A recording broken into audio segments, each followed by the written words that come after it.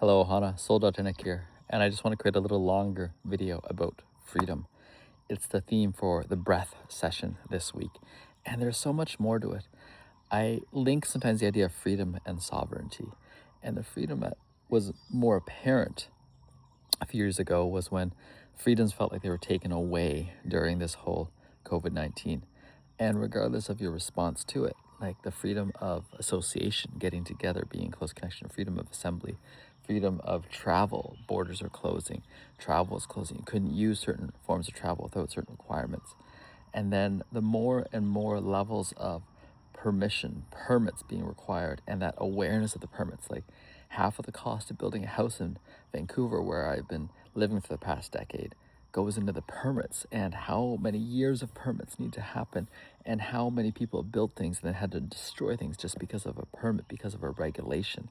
And then now living in so many condos and strata, how much it feels like a minimum security prison. There's more and more rules, more and more cameras, more and more locks.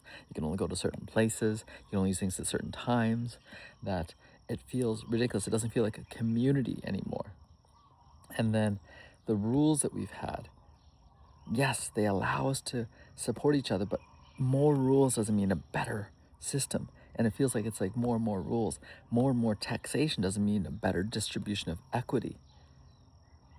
It's funny, the idea that death and taxes are absolute, and more I'm playing with them. What other just possibilities, especially taxes? It used to be that you'd only raise taxes for war. And now we can go into war without even changing things about taxes because there's such a base of taxes and we can borrow into it. We can borrow as a country.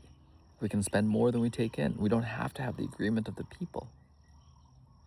And the freedom of things that's being taken away, and even the freedom of having lizards that you show to people in the town that I'm in or the city that I'm in. They're like, oh no, we're gonna take away that freedom. I'm like, what are we working on policing? What are the main issues? What are the things that actually allow us to feel safe?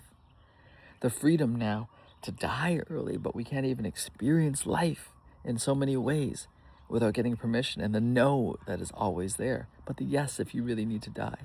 So interesting. So interesting. And so I dive into this because then there's the external freedom versus the as distinct from the internal freedom. And that's part of my life right now. As we've been experiencing life outside of regular working, outside of regular employment, outside of regular travel, outside of regular diet, outside of regular EMF, all these things, there's an external freedom that has appeared, but the internal freedom, the internal prisons are more apparent. How often do I blame the external prisons that I think are there or that I create to not deal with the internal prisons? Oh God, now I have choice what I'm actually going to choose to do. How am I going to live? How am I going to communicate? How am I self-censoring amongst people that I love? How am I choosing who I want to live with in my life, where I want to live, how I want to live? How am I choosing to react to people's reactions to me? And noticing that, because for the last couple weeks before I came here to Hawaii, I was in a prison. Oh my God, I was in the prison, the darkness of the morning. I was scared of the morning darkness. I was in prison of, I don't see enough sunshine. There's too much rain. I'm in prison of, I'm spending too much time indoors. I don't have any friends and family I want to see. I'm in a prison of, what am I going to eat? What am I going to do? How am I going to pack? How am I going to clean up? How am I going to move? There's too many things to do. It's too hard. Forgetting the absolute freedom in every moment. And every now and then I get to do something. I get to offer a breath. I get to give something away. I get to get more connected. And then remembering, oh, these are not just coincidences. Either all of life is a coincidence or it's divinely orchestrated, this divine imperfection.